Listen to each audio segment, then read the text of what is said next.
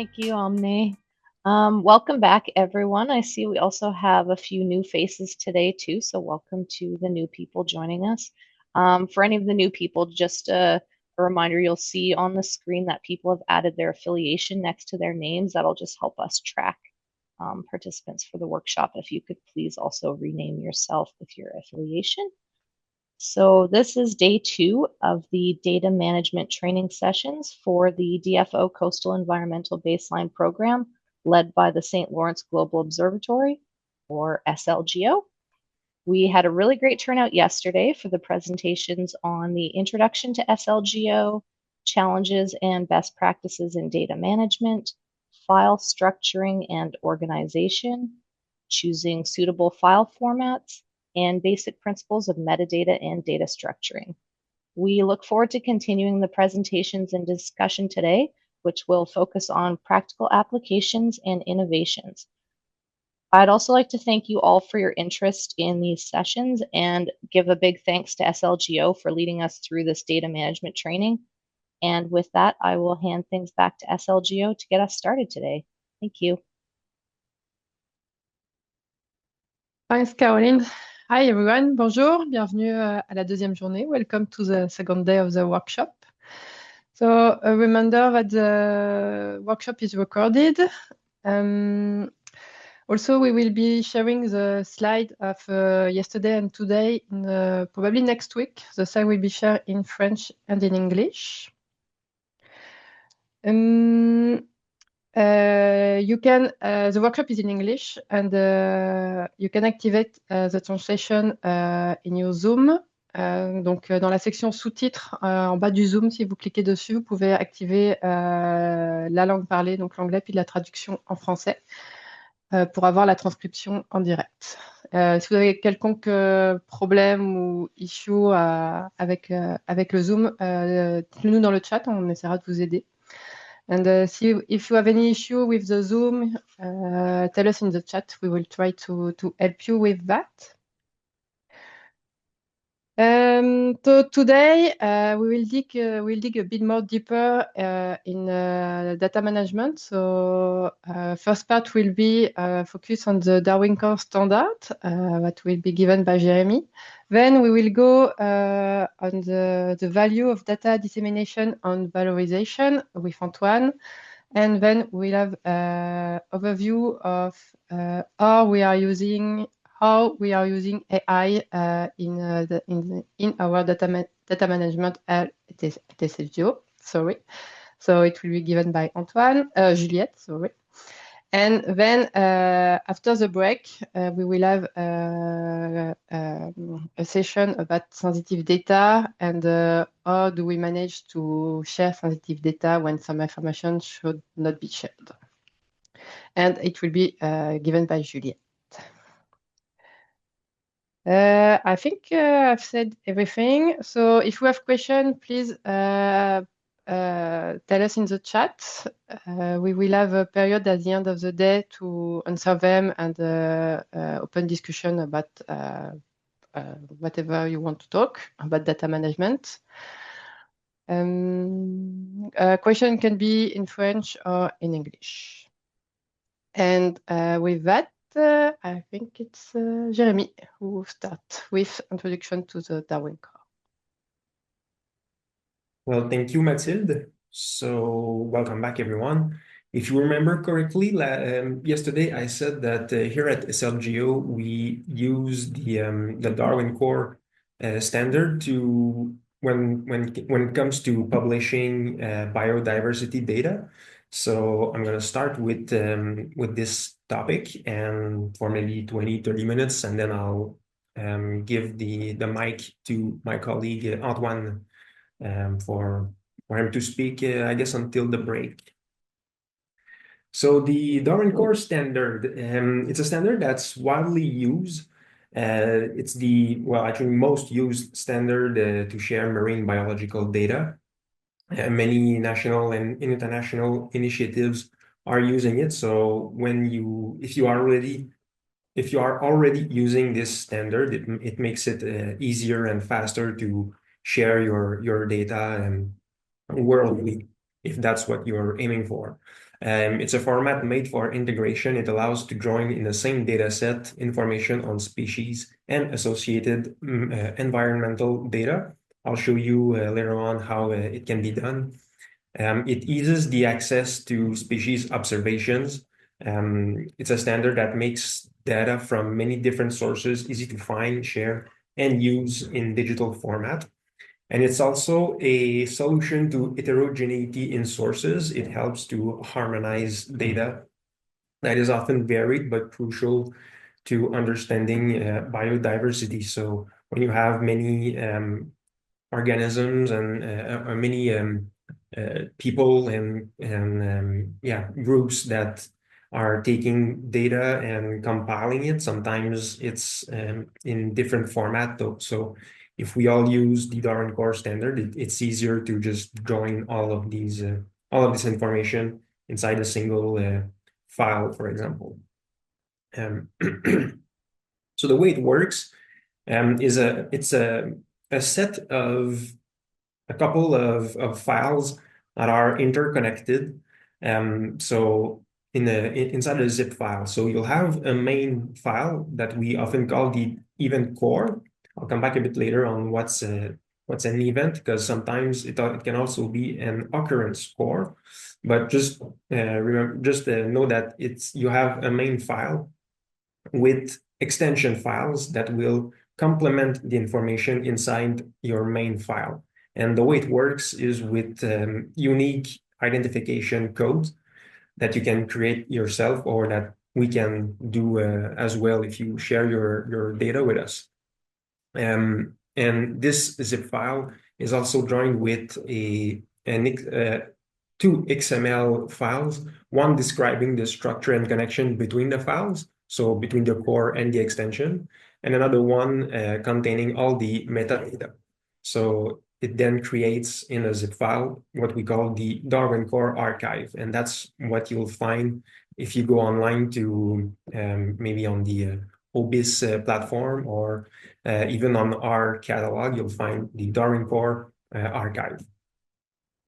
So as I mentioned, we use identification IDs to join the different file together. So when we say when we're speaking about events, you can think of it as like when you go out on the field. Like for example, if you're doing fish samplings, and maybe you go on a boat for the day and you stop at like 3 different locations at 3 different times during the day, and you catch a bunch of fish. Well, every time you stop to catch fish, it's a different event, because each one of these events will have a different location, a different time. So those are like unique. So this will create your event file, and you'll only put information on the location, the time, and maybe sometimes you can also add information on the environment around the site where you went fishing. So for example, temperature and things like that. Although it will go in another file that I'll explain as well a bit later. So these are the events. And when we talk about occurrences, it's more like what are the species that you observed or caught. So again, if you went fishing and you caught maybe 150 fish from 5 different species, then there's like 2 schools of thought. Maybe you could consider it as 5 different occurrences, each with different number of individuals for each occurrence. But you can also see it as 150 occurrences, and each one of the fish that you caught will be its own occurrence.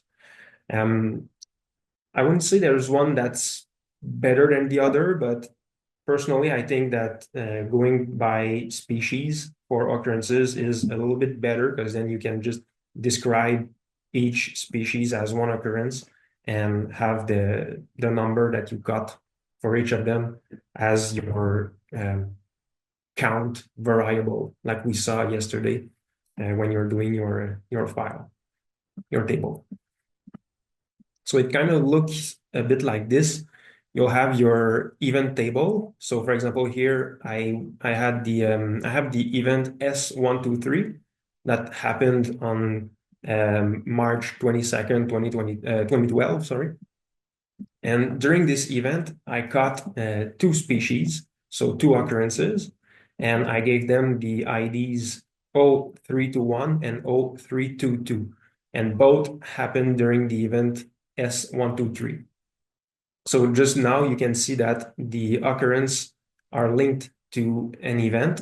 So we know that these two occurrences happened on April 22nd, no, sorry, March 22nd, 2012. So we don't need to repeat the date inside our occurrence table. And we have here the scientific name to show which species it was. But then I can also have a third table that we call the EMOF table, and EMOF stands for Extended Measurement or Fact. So those are measurements that you'll take either during the event, so mostly like environmental data. Here we have the temperature, for example, or it can also be measurement you made on the occurrences. So for example, the length of the fish that you caught. So again, I repeat the event ID column with S123. And during that event, I took the temperature with a value of 25. And then probably you would have the measurement unit column and with the value Celsius, for example. And during the same event, I also took a measurement on my occurrence 0321. So Stomia boa that I had here. And I measured the length, which had a value of 15, and again, probably in millimeter or centimeter. So that's kind of how all the files in your Darwin Core archive are linked together. So you'll have the core event table, and then the extension occurrence table and EMOF table. Again, it can kind of look like that. And here it's a good example because you can see that some informations are repeated in each file, but using the Darwin Core standard makes it so that you don't have to repeat all this information. So again, the first that's red table is my event table. So I have my event IDs, some dates, locations, my longitude and latitude, and other information about the place that I was or that I took at the time, some environmental data. And during the first event, I caught different species, each with a different occurrence ID. So you can see here that I don't really need to repeat the date, location, latitude, and longitude because those are already present in my event table on the first line. So I wouldn't have to repeat those information. I could just start with the scientific name and then the scientific name ID, the count, and some other information on my observation, on my occurrences. And then in my third table, the yellow EMOF table, for example, I have the some information on my fourth occurrence. So here I repeat my occurrence ID to link both files. And so once again, the date and coordinates and even quadrant aren't really necessary in this file because I already know that those measurements were taken on this occurrence. I know that this occurrence is also this species here, so Mia arenaria, which again, I don't really need to repeat the common name, scientific name, and scientific name ID in my EMOF table because I know that this occurrence ID is linked to this line in my occurrence table with all the information on the species. And again, those measurements taken on this species happen on this event. So again, I have all the information about the place and time that the species was caught and the measurement were taken. So as you can see, that there's some information that can be left left out of some of the files. So although I will still mention that it's not the perfect standard, I would say.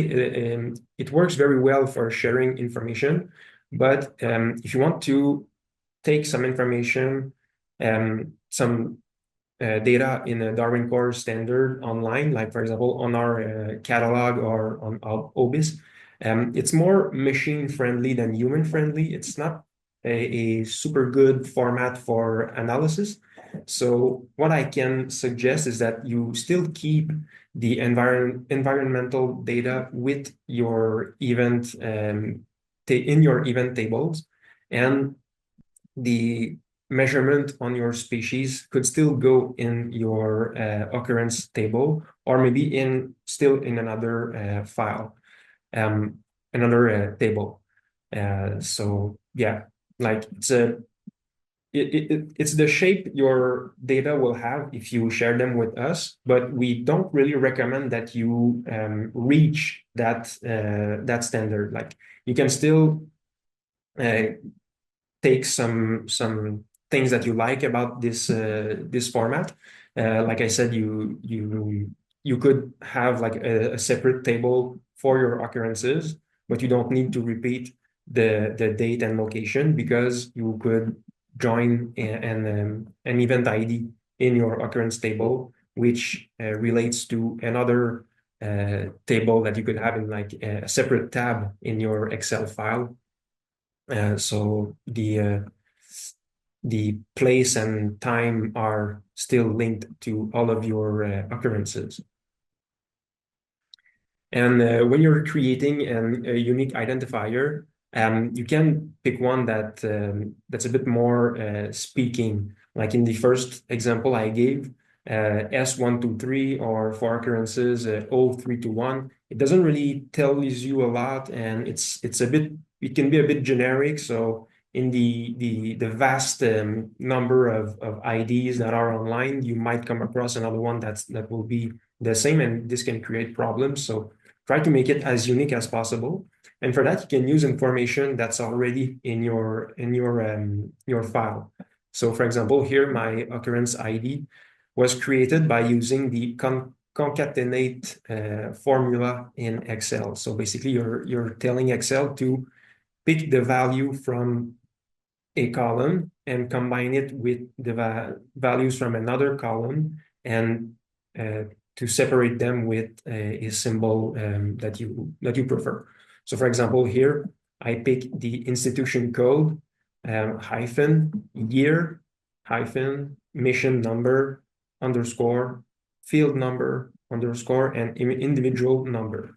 So it created this ID, which again was created from columns that were already present in my file. So this way you can create events that speak a little bit more, and you could also just create a small code representing each species that you have, and instead, for example, of the individual number, it could be something that refers a bit more to the name of the species, so you can identify what this ID refers to.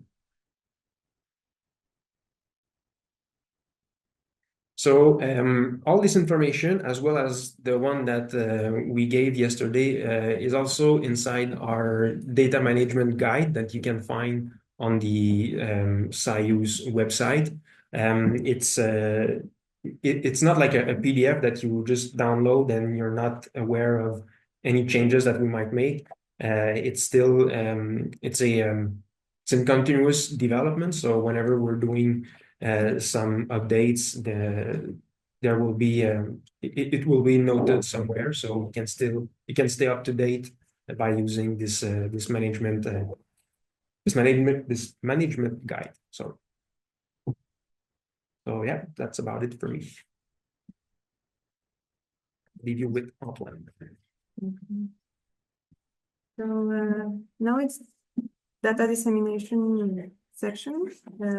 Guys are switching places, so okay, it was fast. Hi everyone. Now let's dig a little bit on the data dissemination and valorization subject. So now, okay. Now let's say we respect all the information we already talk about and we work together to publish your data. But your data is standardized and published. So if we come back to the FAIR principle, it should be findable, accessible, and interoperable. Sorry for that. But if we and here I will focus on the fourth principle, FAIR principle. It's the reusability. So now that your data is published, we want to be sure that their potential to be reusable is there. So in other words, we want to be sure that you, or any user can use the data that has been published. And to do that, it's really important to have the right tools to select and understand what's the data and how I can reuse it. So I would propose to see a little bit what's the SLGO toolbox in this matter. So, and to examine some of our tools. So let's start with the first one. That is the data catalog. It's at the core of our work, of the SLGO website. And if you want to find a dataset in here, there is mainly on this page two main options. The first one is the classic one. We use a search bar where you can enter some keywords that will look for match between all the metadata that are present for datasets and the keywords that you enter. It's a classic one. And but there is a second option that is to use essential ocean variables. Let's call them EOV in the future. So what are the EOV? Mainly, Juliette already speak a little bit about it, but it's some master keywords that are globally used in the oceanography domain, and that have been selected and defined in detail by the Global Ocean Observing System, the GOES. And they describe essential variables that we use in oceanography. So let's say, for example, you want information about oxygen or in a dataset. If you select the EOV dissolved oxygen, you will find every dataset that contains oxygen information, even if it's not the main topic of the dataset. And it's very powerful because those keywords are, as I say, are really well defined with a scope that is very precise. So when we create the dataset, the author of the dataset will try to select the keywords that match the best with the dataset. And after that, because it's so detailed, the data scientists will be able to check if it's the correct EOV that is selected, can propose other one, and so you have some keywords that are really controlled, and you are really sure that they will describe the datasets. And because it's really important, Juliette will speak about it a little bit later, but we develop tools to help us refine a little bit more the selection of those datasets for every dataset that we have in catalogs.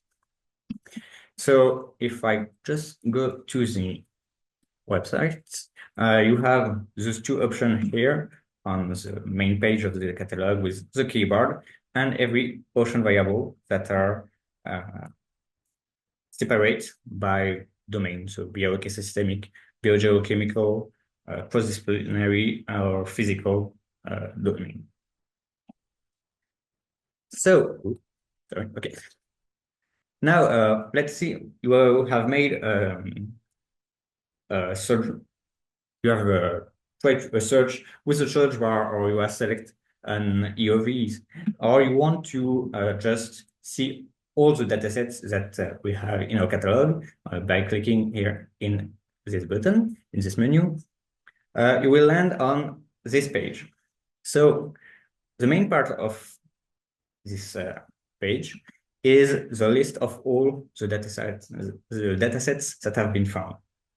But here in the left column, you have a third option to filter, to select datasets that allows you to build your own advanced file filters with many different options list here. So you can, for example, try search only datasets that with extents that intersect a polygon that you can create directly on the map. You can select the dataset according to time, just so type of resource, type of format of resource as well. You can search with generic keywords and the EOVs that we already described. You can select some projects. For example, here, if you want to just have the CEBP datasets, you can click here, and as it's displayed here, you will have the 70 datasets that are available on SLGO.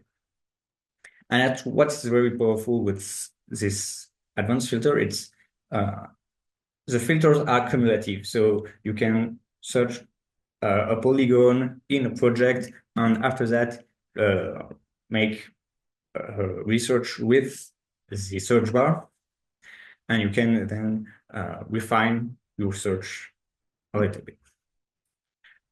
The last option to search on the catalog is, imagine you are an organization and you want only the dataset of your organization, or you know an organization that have published a dataset but you don't have exact detail. You can click here on the organization menu to search just by organization. So you will land on this page here with the list of every organization that have published datasets on the SLGO catalog. And you can navigate the page or do a quick research in the search bar.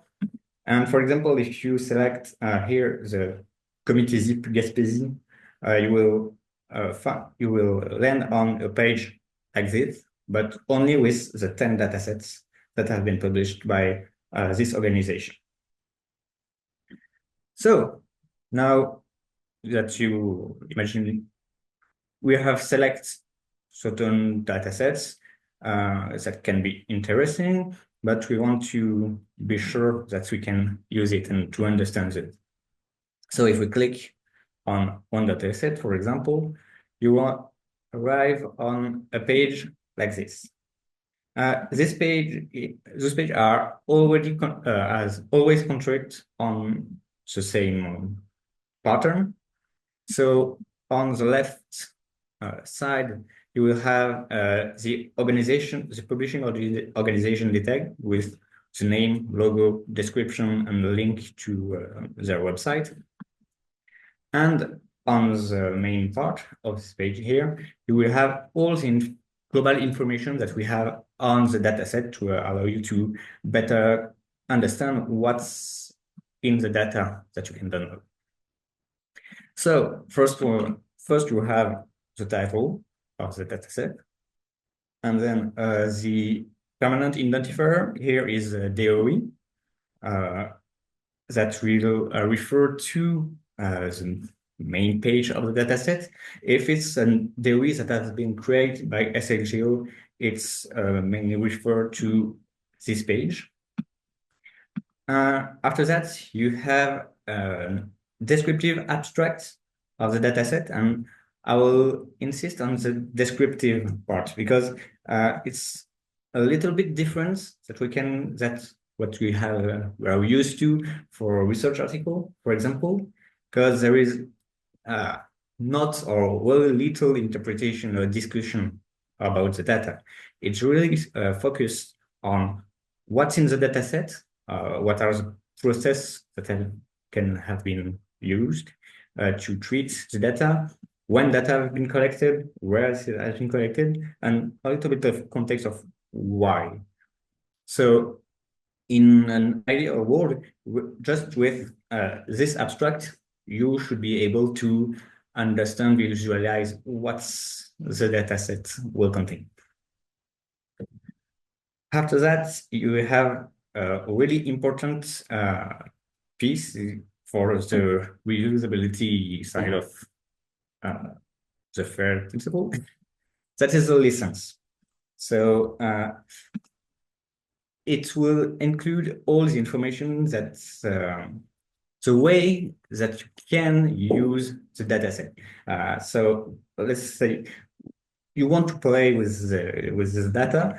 It's like the rule book of this game. So the SLGO propose a lot of different licenses that can be applied to a dataset. The most common one that we use is the Creative Commons Attribution 4. It's basically the same that a lot of research articles use. So that means that you can use the dataset in your research, but you have to cite this page, the datasets. And to help you with that, here, at the bottom of my screenshot here, you have the formatted citation that you have to use just in your paper or other thing if you use this dataset. After the core of the data that many people just want, it's the data itself, the resources. It can be just one researcher or many of them. So you will have the type of the format of the resources. So if it's a zip file, a link, HTML, a CSV, a PDF. And to be sure that you download what you want to download, each of these resources have a small title and a really short description just to ensure that to understand what's the resource about. After that, if you scroll down a little, you will have the keywords that are associated to the dataset and a direct visualization of the spatial extent of the data. After that, you have some toggle menus with, for example, a relevant date when the data has been published, if there has been an update at the moment. Other menu where you can access to the XML file, metadata as XML file. So basically, it's a file that is not really human-friendly reading kind of file, but if it's structured as an ISO 19115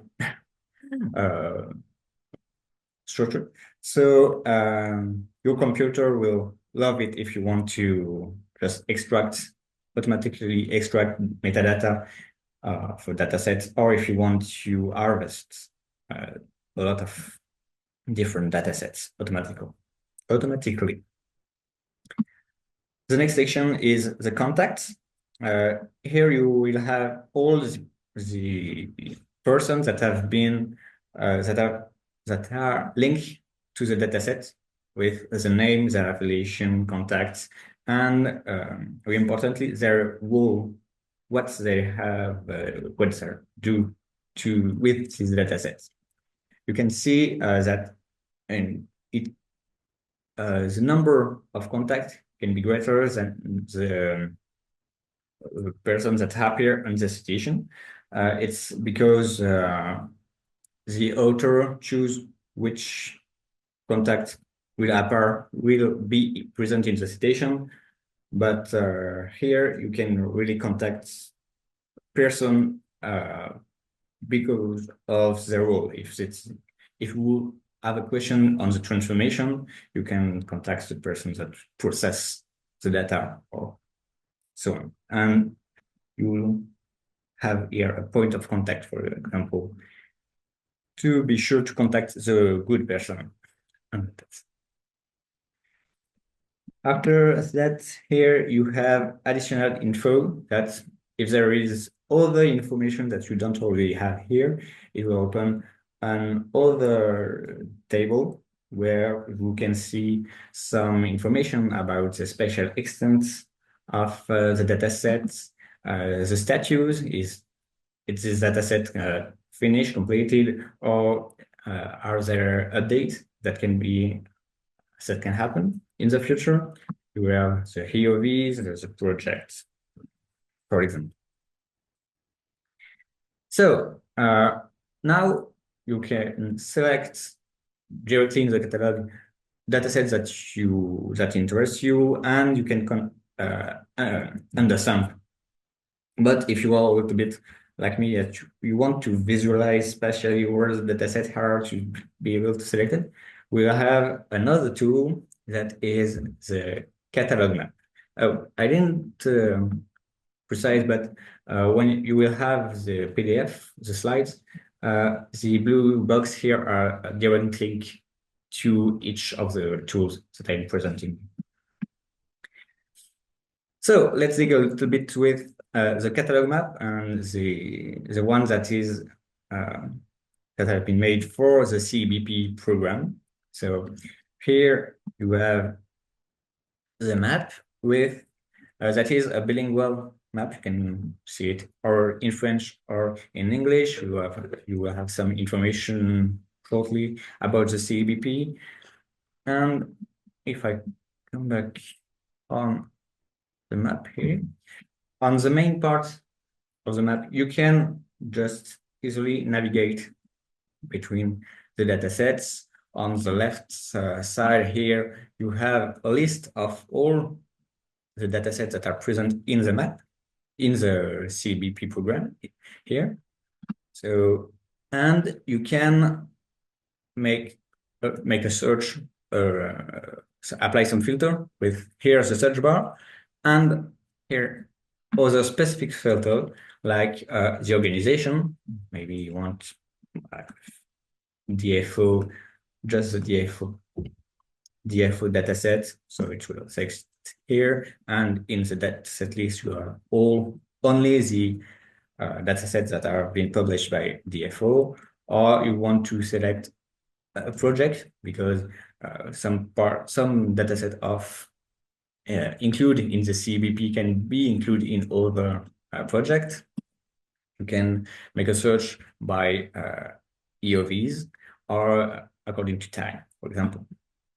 So if we go, for example, here, when you pass your mouse on a point, the extent of the dataset will appear. And if you click on it, or if you directly just click on a dataset on the list, you will have another panel that will open with basically all the information that are present in the catalog page that I just present you before, with information about the organization, the license, description, and direct link to the different resources and the citation.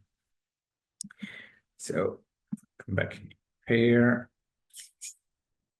I said What I present you is the computer version of this app, but it can be used on also on mobile and tablets. And it has been constructed and optimized to be able to do basically the same thing on both modes. So you will also have access to directly to the resources.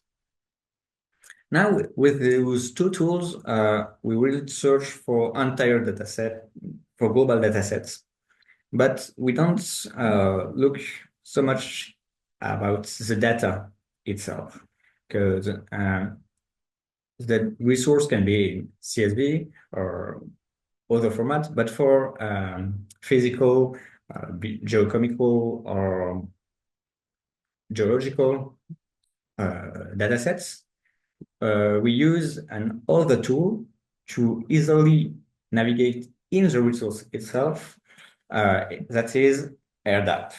So I don't know if you are already familiar with AirDAP, but quickly, it's a free and open tool that has been developed and maintained by the National Oceanic and Atmospheric Administrations in NOAA, and that has a great advantage to be a tool that is commonly used by many organizations around the world. So at SLGO, we have an SLGO AirDAP server that is host in Canada with data that is managed by SLGO itself. And where you can do a lot of things that I will describe just now.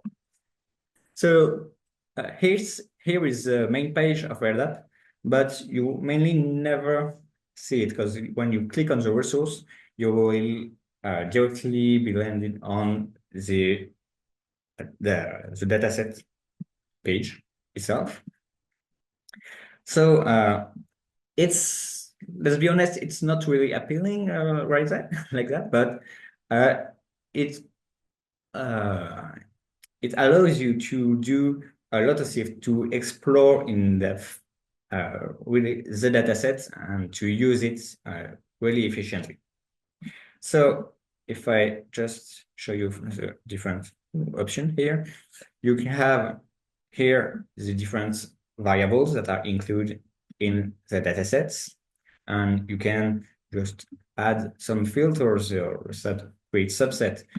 For example, if you want just data point where the practical sanity is greater than 20, you just enter here 20, and you just will only have the matching data point that will appear. And mainly, it supports a lot of different formats.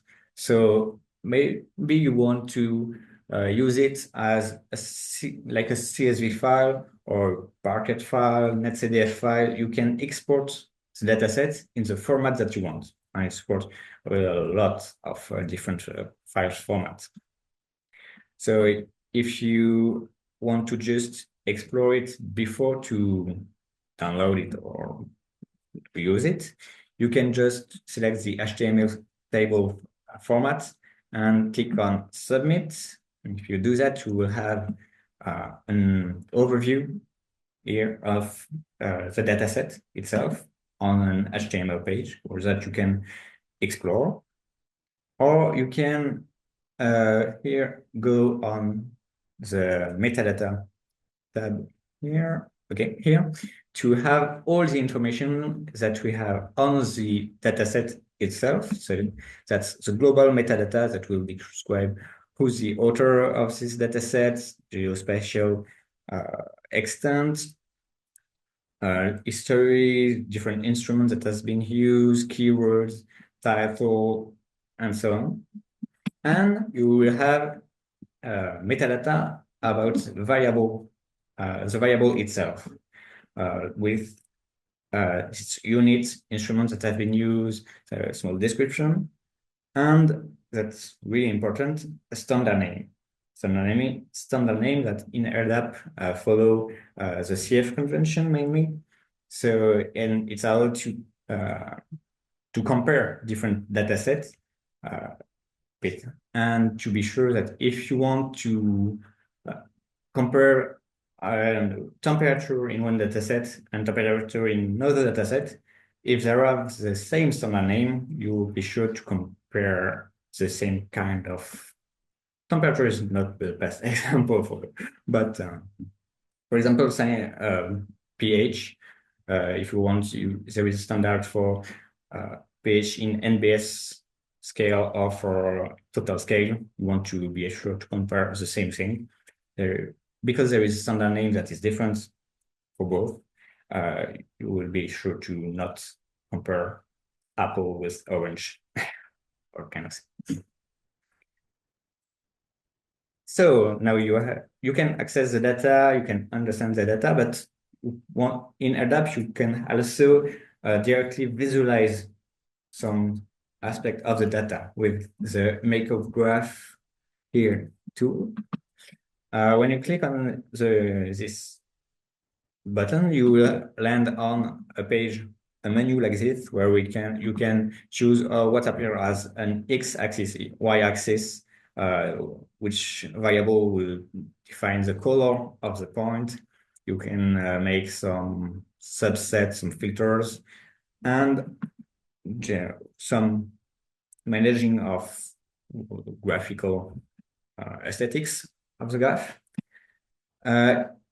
If you select, for example, latitude, longitude, you will have a map where each point is displayed, or you can just select some other variable to create graph. As for the dataset itself, you can download this image in a multiple in various formats, like a PNG, for example, and both for the exports, dataset exports, and for image, you can generate some URL that allow you that you can share with other people or use on your script. I will come back to that later, and that will have that will be direct to this dataset in particular with all the filters that you put in place. So here I present mainly some structured datasets in table form. It can be datasets for boys, core sample, or profile, something like that. But HERDAP also can also manage georeference raster datasets and present, for example, satellite image, climate model. So it's basically the same interface, but when you will make a graph, explore graphically the dataset, you will have here the datasets that appear as a raster surface.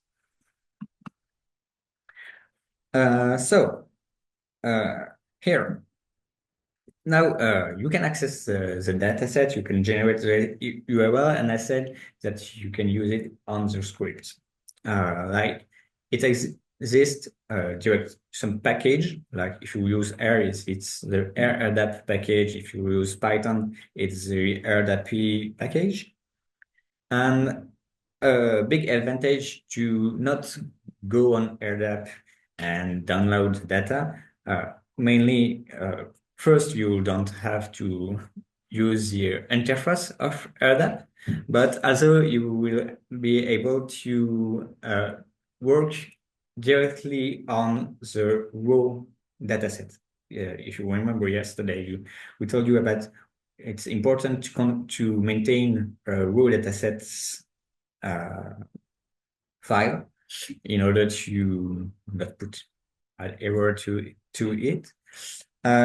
By using AirAdapt directly with the different packages, you will use the raw dataset, and most importantly, the last version of the dataset. If there is an update, you don't have to come back to AirAdapt and download it again, re-importing it in your script. it will be automatics, and you keep a trace of every process that you apply to the dataset in your script, and you don't have to store multiple files locally on your computer. So you basically minimize the risk of error in Cascade. Here it's so those using RDAP in script is one way to use RDAP. Another, it's an other tool that we have at SLGO, that is the SIUS Data Explorer tool. So it will display all the data points that are present on the RDAP server, but not only the SLGO server, but all the RDAP server of the SIUS So that's why you have here a lot of different points. If you zoom in a little bit here, you can see each point, each green point here or orange point is a data, and it's not you don't look dataset individually, but globally each point of every dataset that we have on our different RDAP servers. As for the catalog, you can add some filters looking only for some EOVs, time periods, specific depth, type of platform, by organization, looking for dataset in itself. So if I just navigate here. Oh, sorry. No. Oh, I didn't open. Well, sorry for that. But if you click on a point, you will obtain different metadata that are present in the metadata page on RDAP that I show you, and you can access some visualization tool directly, like display the entire data set as a table, or you can do some different graph by choosing the X and Y axis.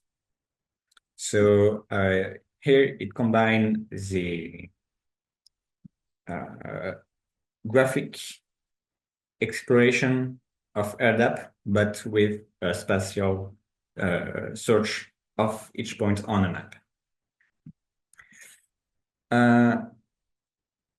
So for other type of resources, because here we really speak about physics, geochemical and geological data, and other exceptions that we can put on RDAP too. But for all the file, like for example, if you have that collection of data, it can be a shapefile, TIFF file, some a lot of reports, or some auxiliary files that you want to add as a resource. And other tools that we have at SLGO is to allow you to share it in web accessible folders, WAF for short.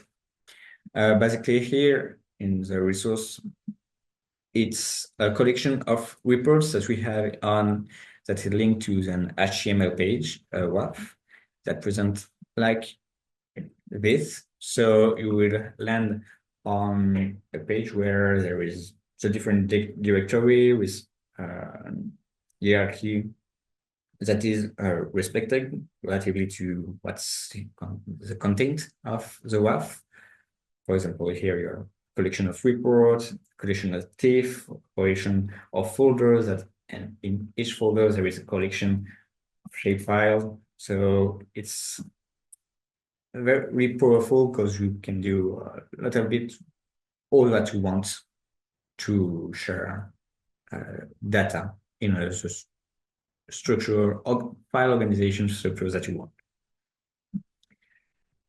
So if I summarize a little bit, I present you different tools, but the first two tools allow you to search the general dataset page.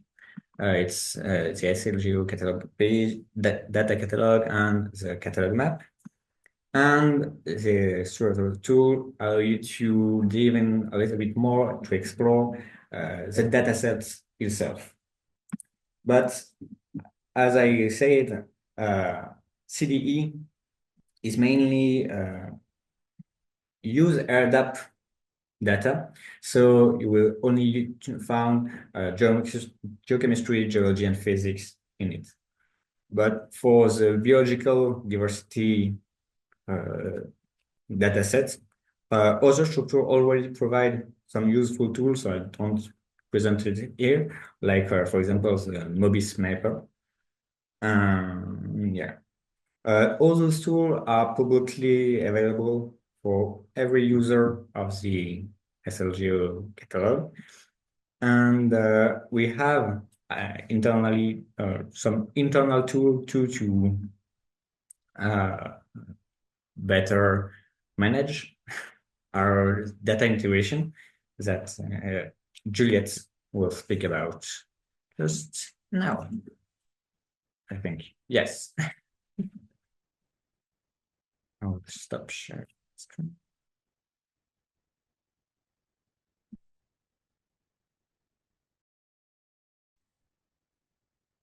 We can't hear you, Juliette.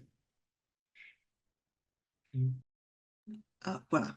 Sorry, I start sharing my screen, and now to follow up with Antoine, and for a little bit just before the break, I'll give you a little peek under the curtains on how we process data that's sent to us with an overview of our AI tools. So as in every use that we make of artificial intelligence, we always started with some kind of problem that was presenting to us. So the first one I want to present is called the Grand Extracteur, the Great Extractor. And it started with the need to extract data from gray literature. So I give you an example here. It is estimated that about 80% of information in biodiversity is hidden in that gray literature. So that includes reports, thesis, documents, but basically in PDF that are mostly unstructured and invisible because very hard to systematically use because it's not standardized as using Darwin Core or other kinds of international standard. And so that was the problem that was presented to us.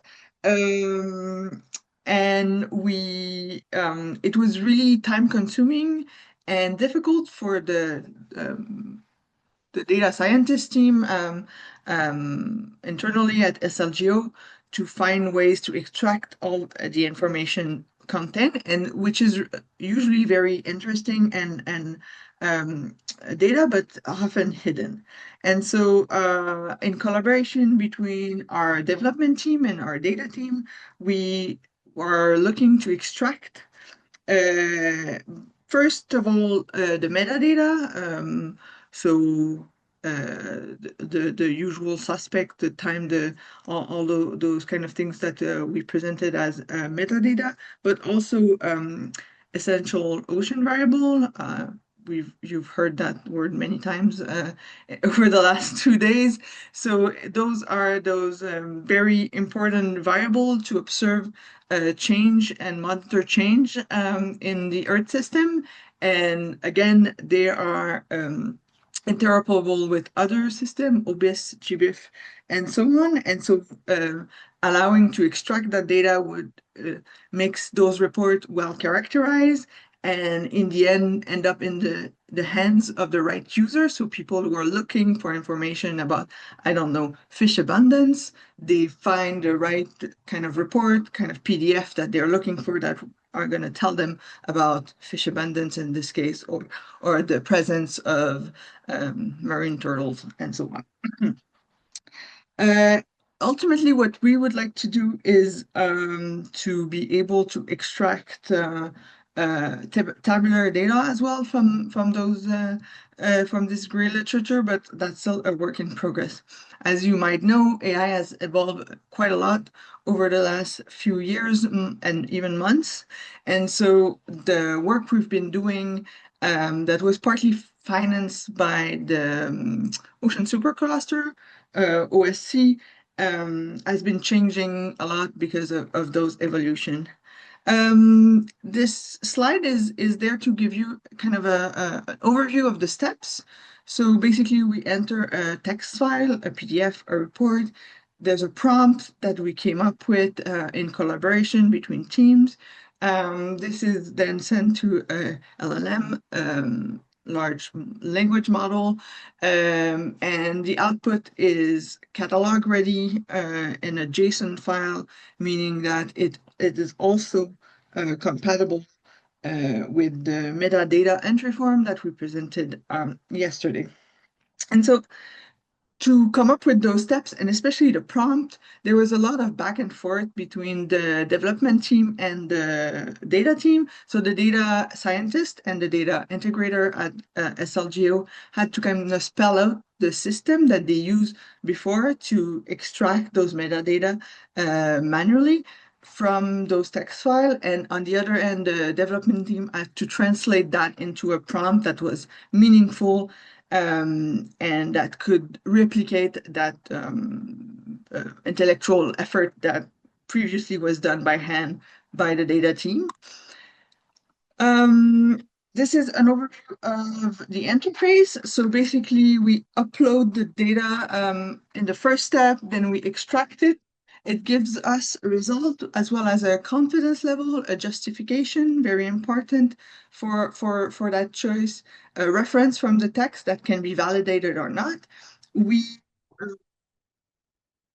obviously get rid of the human review, so all the results that are coming out of this great extractor are validated or invalidated by the data team. And importantly, if someone in the team decides that this is not the right EUV, they have to justify why they select no.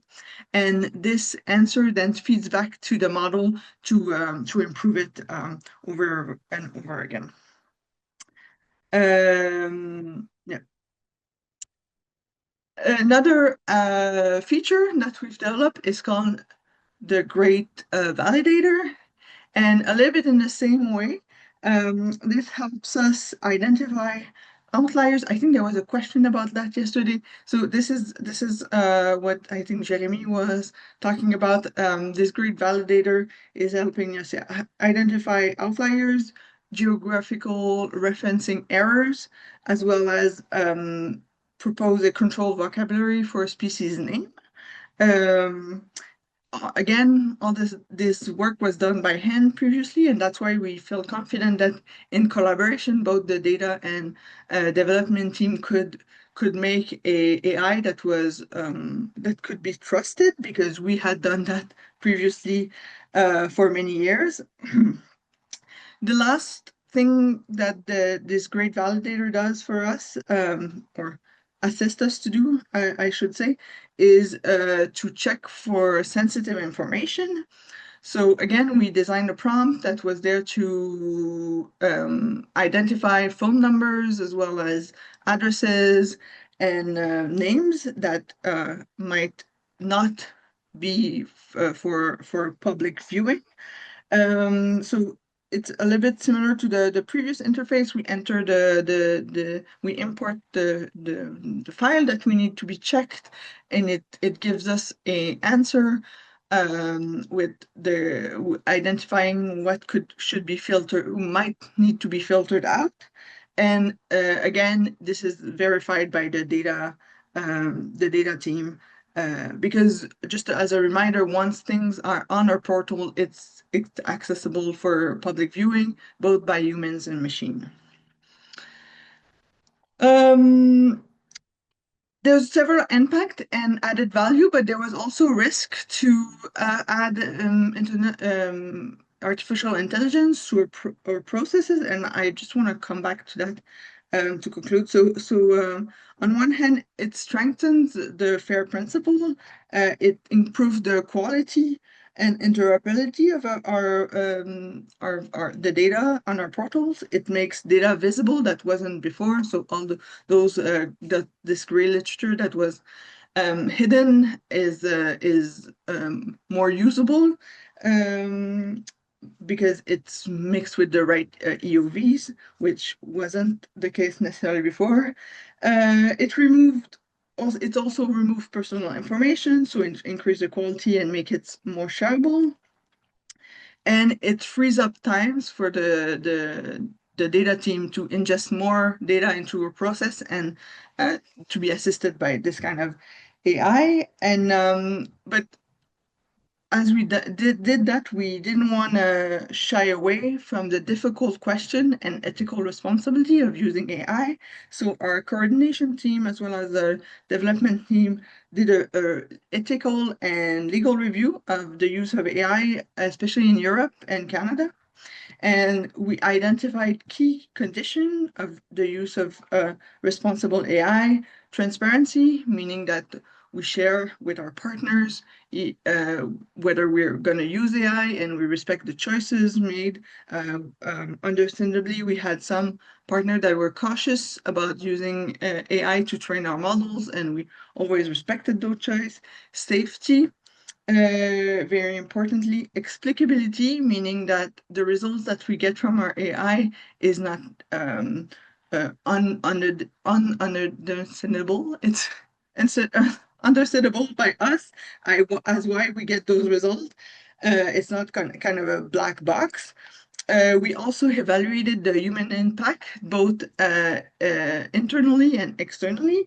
And we, as you saw in both example with the grade extractor and grade validator, we made sure to put emphasis on oversight by humans and feedback so we could improve our model, but also make sure that it wasn't directly or automatically putting out results into the world.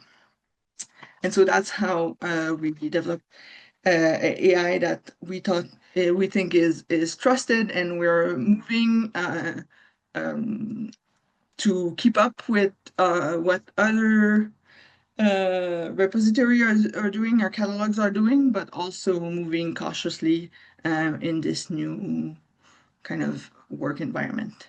So I'll give the floor back to Omnain, and I'll come back after the break for a little talk about sensitive information and interviews. Thank you.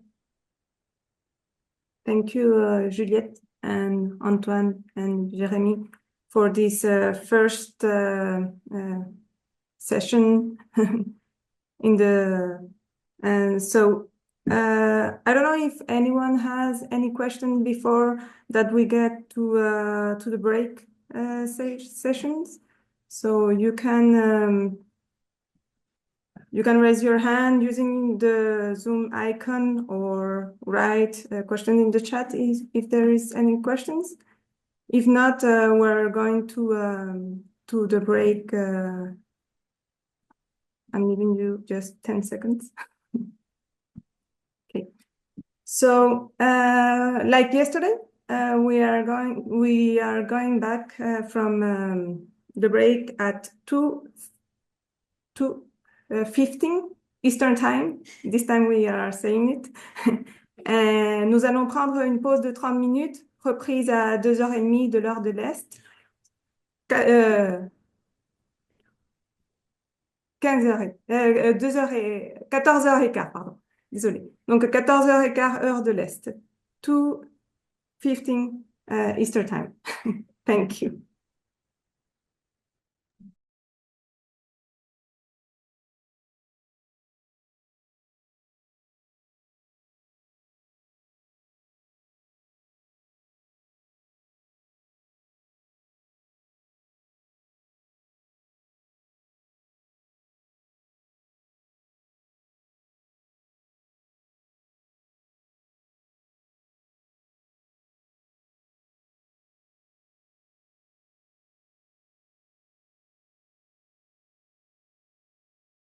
So welcome back. I hope everybody had a nice break. For the last part of this training session, I'll discuss sensitive data, and I think we'll have time at the end. I'll give you a little primer on interview data. I don't know if any of you are using interviews in your research, but even for those who aren't, it might give you a little bit of an idea of how social science researchers deal with that kind of data. So just before I start, this part is really focused on research data. I'll go briefly over what are sensitive data, some example, and then I'll give some practical advice on how to handle sensitive data throughout the research process until it's possible to share it. So what is sensitive data? It's any data that requires protection from unauthorized access because its disclosure may cause harms. One thing that's important to remember here is that even though sensitive data is often associated with human or social group data, ecosystems can also produce sensitive data. And the fact that it might need protection for legal, ethical, privacy reasons, as well as environmental risk that can be associated with its the share of the data. So the idea behind sensitive data is to do a balance between what we've been talking over for the last 2 days, opening the data, sharing the work that we've done as researcher, but also safety issues for people who shared their data with us. They might be human, non-human, or community. Why one would be reluctant to share data? First, it can contain confidential or proprietary information. We can think of trade secrets or things like that. Some data are only temporarily sensitive. If it hasn't been published yet, for example, and you don't want someone to beat you to the punch, so to say. It can also contain compromising or classified information. We can think of national security issues and so on, especially when we're talking about research done in the Arctic, which is more and more hotspots for those kinds of information. And again, the risk may be present at the individual level, so harm to reputation and so on, or at the institutional or collective level. So if it endangers a species, for example, or an ecosystem. And we briefly mentioned yesterday OCAP and CARE principle. One has to be especially careful when dealing with data coming from First Nations. Here I want to give you a few examples of what could be considered sensitive data. So if we're talking about endangered species, for example, their exact geographic location of where we made the observation can be sensitive. The temporal coverage of the survey, as it might indicate when a species is reproducing or so on. The precise identification of the specimen. And at the end of the part of the presentation, I'll come back to some ways in which we can generalize that to share our data anyway, but not risk further endangering species or ecosystems. Other data that might be sensitive are personal data. That's a little bit more what we're used to. Identifiers like name, addresses, date of birth. Also, one might think of economic, cultural, and social attributes. There's a whole list there and it's important here to keep in mind that it's not only the primary identifier like your name or even your social security number, but one could use some of those information to re-identify you. So if, for example, if someone lives on the street and he's the only male of a certain age, with adding all those information, one can find the identity of a person. So the more we increase the number of identifier, the easier it is to re-identify someone. And biomedical data, that's also a little bit more obvious, but human, animal, plants, genetic and physical characteristic can be sensitive as well. Why is this important? Coming back to this kind of division between individual, collective, and institutional risk. At the individual level, one can fear discrimination or stigmatization for sharing some information. There can be emotional and psychological distress associated with knowing that your information is out there, your name, your address, your salary, so on. At the collective level, we're risking to endanger vulnerable species, habitat, also culturally significant sites of unwanted disclosure.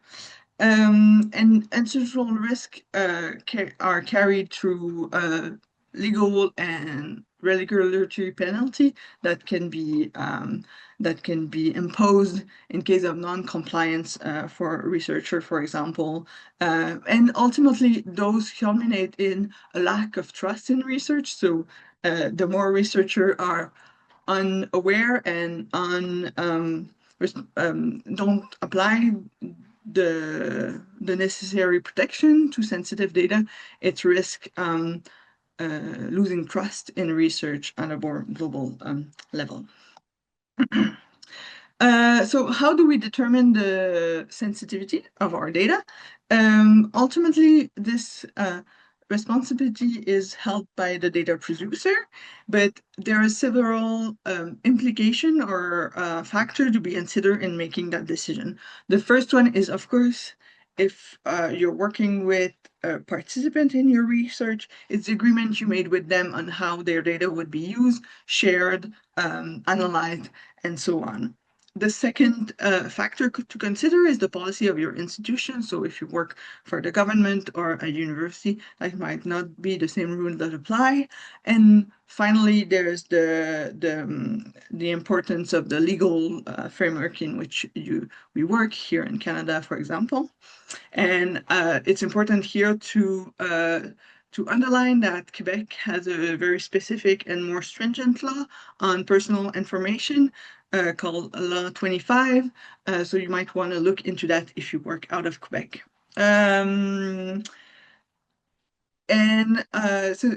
again, I want to emphasize that this decision cannot be solely based on your decision that you want to share or withhold the data. It involves ethical and political and moral factors. So I mentioned that briefly, but again, sensitivity level may change after publication of the articles. Maybe the data is not as sensitive as it was prior to the publication. There's also a risk to the reputation that becomes lower as time passed. One can think of declassification of state secret after 50 or 100 years, depending on the case.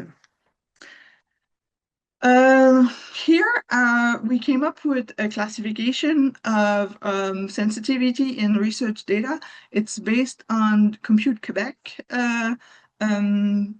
table that they created a few years ago, I think, and it's adapted to the need of SLGO and our partners. But the idea is that sensitivity is not a binary choice between this is sensitive and this is not.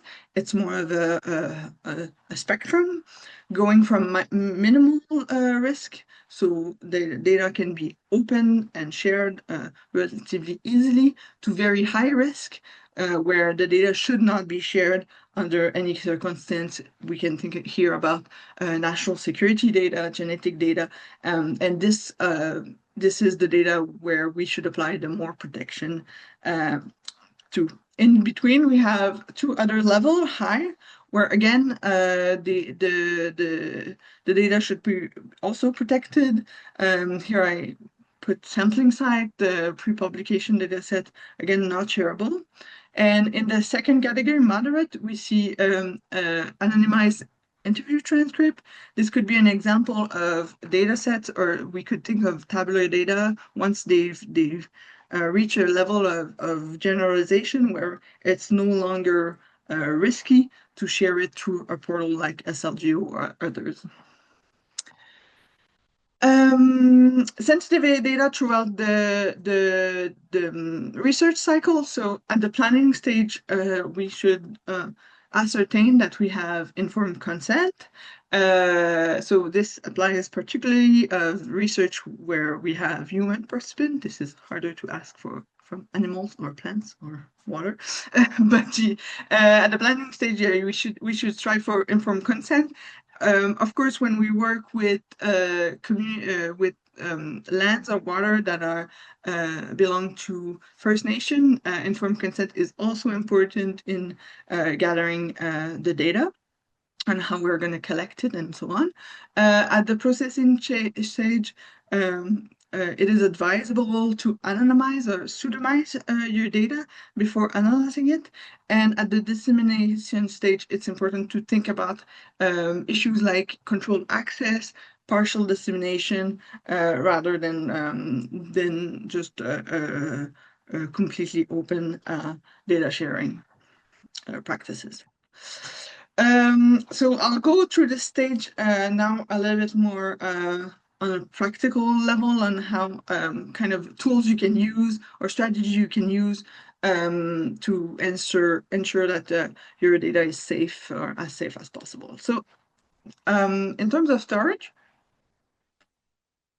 it is recommended to use some kind of encryption, so encoding your data so that only members of your team who should have access to it have the proper description key and can access to it. Secure storage location, so using institutional server or certified cloud service that meet recognized security standards.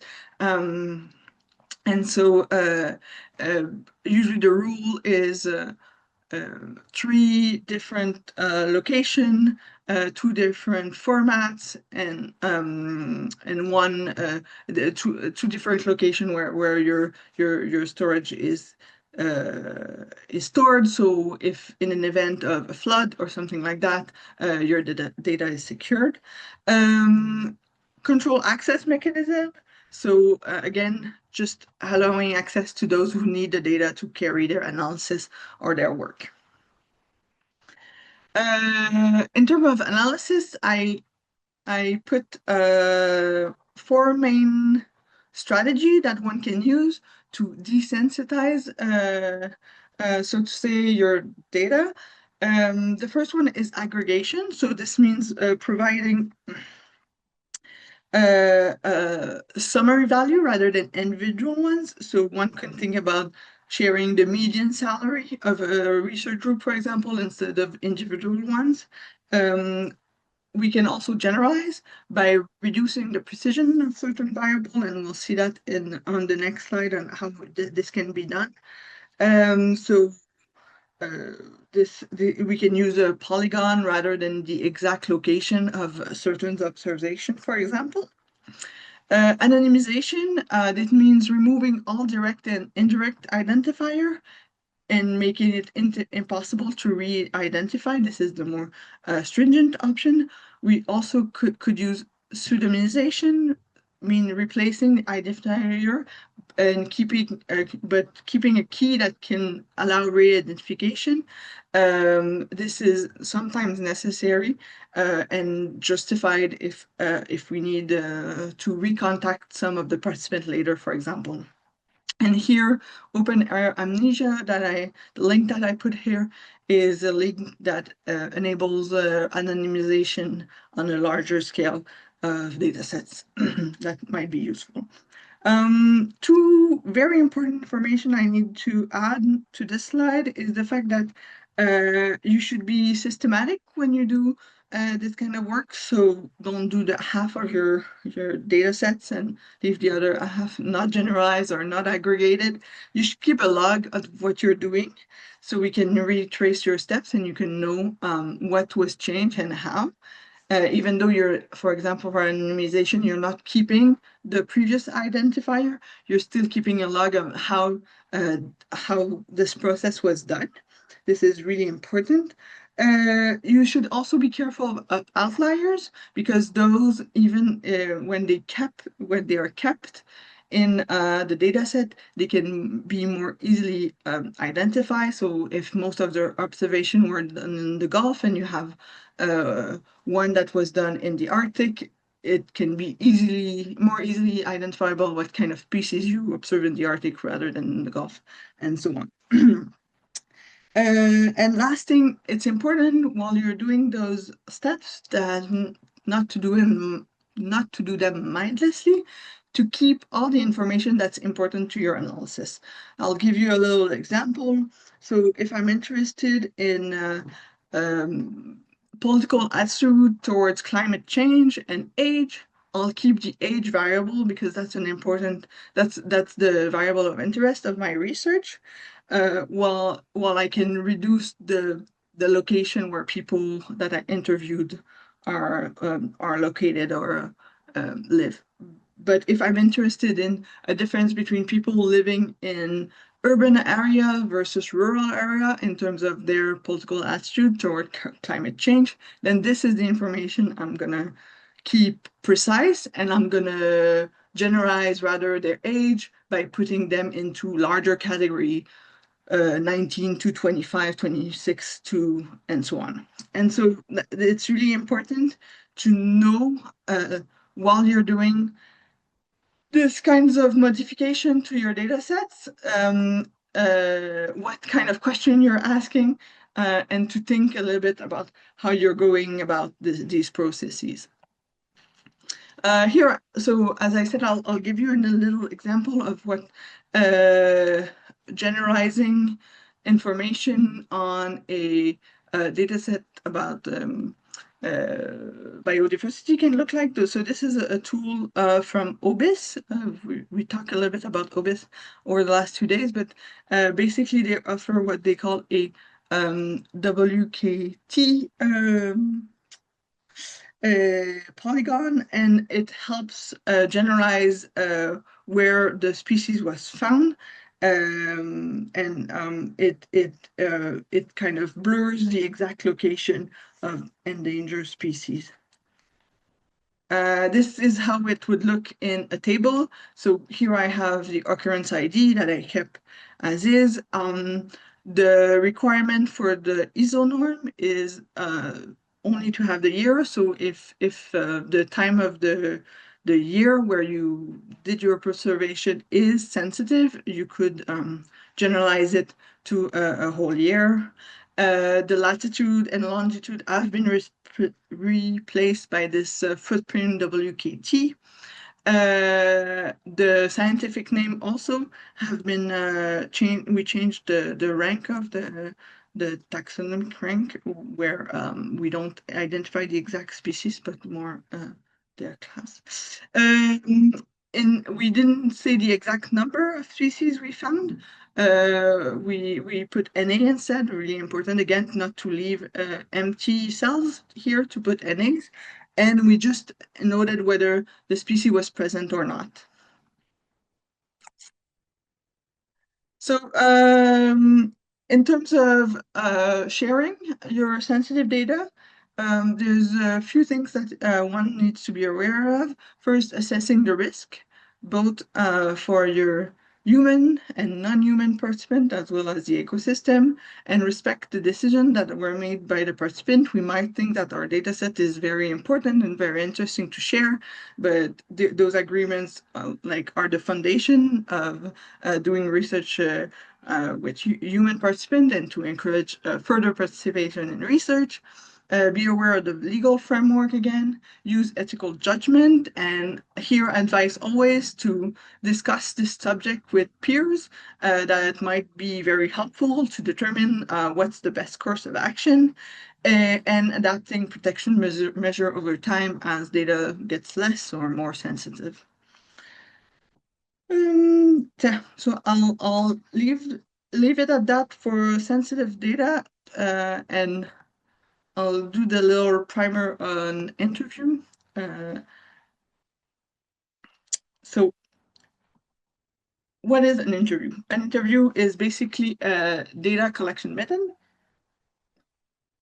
that seeks to gather information about experience, idea, behavior of individuals and groups. So let's say there's a limit to how much I can understand about a behavior by just observing it. At some point, I need to ask people why they are acting the way they are.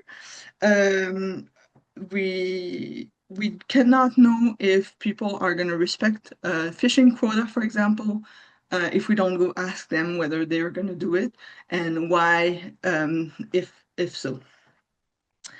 There's several types of interviews that have been used in social science mostly.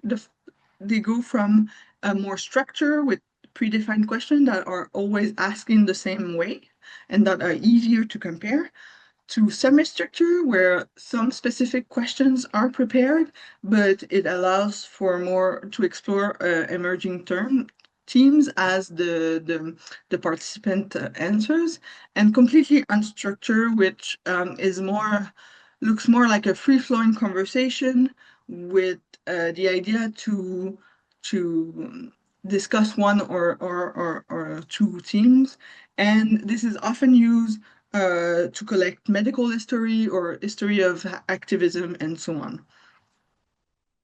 And this is less comparable, of course, than structured interview where you ask always the same question, always in the same order, and so on.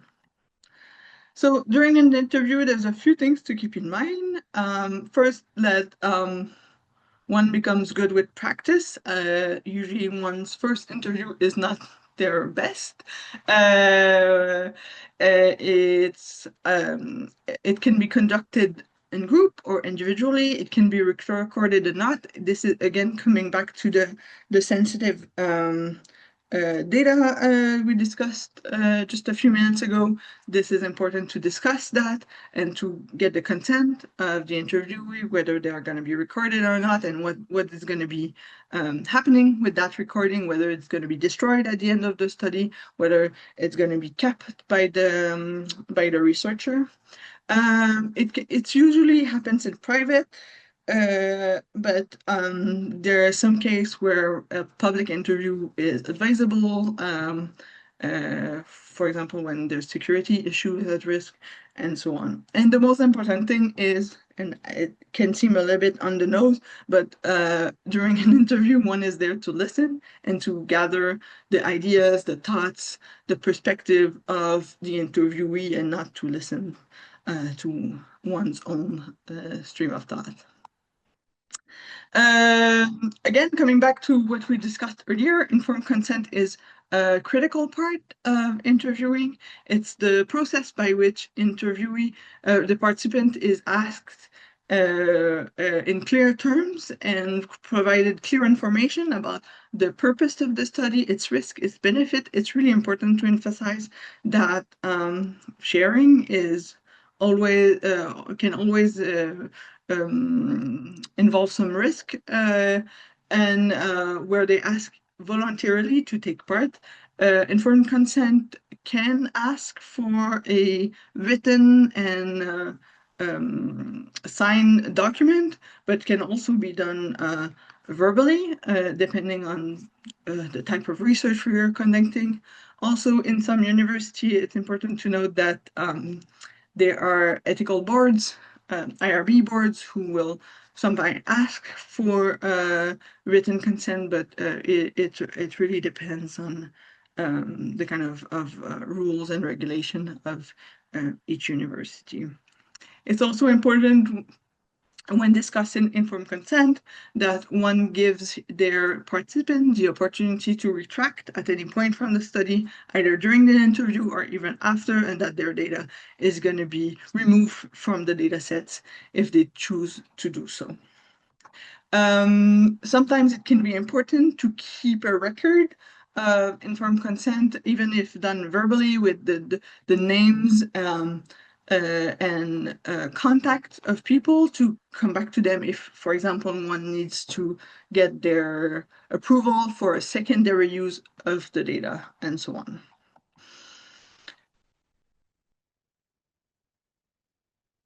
So the object of the interview goes through phase through the research process. The first one is the physical object or digital one of the recording or interview note if there was no recording.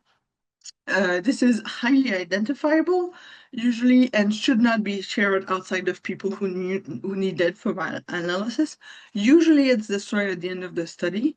Again, it depends on the agreement made with the participant. Then this video or audio recording or this interview notes are transcribed into a original version. I'll go through the types of transcription in the next slide. It may require some formatting, especially if there's multiple transcriber. Transcription can then be anonymized, so we can remove all identifiable information. We have the obvious suspect like name, but we can also think about like the role that the person has in its company or in its department, the place where the interview took place, and those can all be generalized. So one doesn't need to say, I met at this such and such cafe down this street. One can say just a cafe in this city, and sometimes it's enough to give the context of the interview. Again, this process needs to be done very intentionally to keep the information that's important. For example, it can be really different to do an interview in a cafe rather than in the office where the colleagues might overhear, and so those information might be important to keep. That's for you as a researcher to decide. The last part is the version where that's going to be used for the analysis per se. Again, this we should only put the practice is only put the data once it's completely anonymized into that software, and then we're going to use that version to make all the modification that we need to conduct our analysis. So there's three main transcription styles that one can use. The first one is full verbatim one, where we include every word, every pause, every editation. If there's grammatical error, it's also going to be recorded. The next one is a textual verbatim, where we remove all this filler words and small repetition, and we focus on the main message. And the third one, which can be applied to either this textual or full, is the addition of all the textual elements and non-verbal languages. So I use my hands a lot. You would note that in the sociological verbatim, where if you don't do that, it wouldn't be necessarily put in the textual or full verbatim version, and where you also add the context of where you did your interview, your relationship with the participant, and so on, and even like the feeling you had about your interaction, and so on.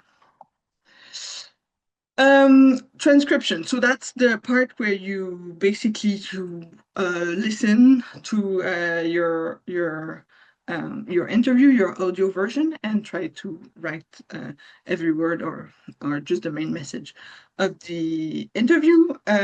So what is done, what was done when I was doing my PhD, now we've come a bit further from that, was to listen to the recording, often done with a pedal where you could stop and start the recording and type the words. Many of my colleagues now are used to dictate while listening to the recording. This can be done using Google Recorder or Notion, because sometimes there's a lot of, when you did your original interviews, there's a lot of parasite sounds that kind of hinder just dictating it. So if you use a uh, just a device to restate the word, it's going to appear more clearly, although the technology is getting better and better at this, as you can see maybe if you use the caption yesterday or today. There's technical tools also for transcription. These have benefits, but also downsides in terms of sensitivity of your data. And so, especially since the audio version, again, is very identifiable, people have their way of speaking, their tone, the sound of their voice. This can be considered like identifiable information. What we recommend is the first one here, A-Train. Again, you could click on all of those. They're hyperlinks, and once you get the PDF of the presentation next week, you can explore those options. A-Train was developed by a researcher in Austria, if I'm not mistaken, and it offers a local server, and it's free of cost. And so in terms of safety of your data, I think that's the better option. Also, all the systems that are presented here are using OpenAI. And there's been recent research that came out showing that it could hallucinate and add some sentences or word to your transcript. So it's very important, if you use those technical tools, to listen again to your recording and make sure that everything is there and that there was no addition done by the AI to your recording. Okay, the last part of, not the last part, but the next part of dealing with interview data is what we call interview coding. So once you have all your text that have been hopefully anonymized, you create what we call a codebook that defines the use and the limit of each code. So a code basically is the tag you're going to put on either a sentence or a word or a paragraph or a whole page. That's also a choice one needs to make, where you can kind of identify the categories that are analytically relevant to your study. So in the example I put there, they created a code called Family First that identifies instances where people discuss the fact that a family is the most nurturing place to raise a child. And so each time they saw that kind of discussion or argument made, they underline it and apply the code. Importantly, one can make a connection between codes, and they can also be hierarchically related. So here, Family First is a level 1 code, but there might be child code that are level 2, 3, or 4, where we identify sub-part of this bigger code that's called Family First. It's important that the codebook is a living document where when one finds something interesting or that they didn't think when they created the codebook at the beginning, they add and recode when necessary parts where they didn't really code for those kind of things or saw those kind of argument being made. So this is also you have an images of all the information that one might find in a code book about the list of code, their definition, when to use them, some example. This is especially useful to when there's multiple coders, because it's been found that different people with different ideas don't necessarily apply the same label to the same text because they don't read the same thing. So the more clear one can be in defining the code, the easier it is for multiple people to apply it in the same way and be systematic. It's also important if you're doing a single person research, because as I think Omnain said yesterday, we tend to forget. We think we're going to remember, but our memory is not as good as one thinks, and it's really important to be able to trace your step and log the kind of decision you make and whether you decided this should be used now or not, and so on. And so yeah, that's we talked a lot about metadata over the last 2 days, and for interviews, like research using interviews, that's a really fundamental part of the metadata. Telling future user how the data was compiled and how the data was analyzed is really fundamental. There's 2 ways to create your codebook. The first one is a top-down, using a deductive reasoning. So you start from a theory or a general rule, and so you create your codebook based on the theoretical perspective you're trying to apply, and then you move towards specific codes that would attest or falsify that theory. Others are using a more bottom-up approach where you go through your corpus of text, so your interviews, you read them, and from there you're trying to find generality patterns that are repeated, and then draw more general hypothesis based on what was found in your empirical materials. In general, nobody is completely deductive or inductive. Most people use a kind of abductive, where it's a little bit in between. There is some theoretical perspective, but also the material is giving some kind of a new perspective on this theoretical perspective ideas. So there's many ways to do interview analysis. Here I'm presenting what's called libQDA. I think it exists in French and in English. It comes from Université de Sherbrooke in Quebec. It's based on other software that exist, but that are quite expensive, and that are licensed, while libQDA is open source.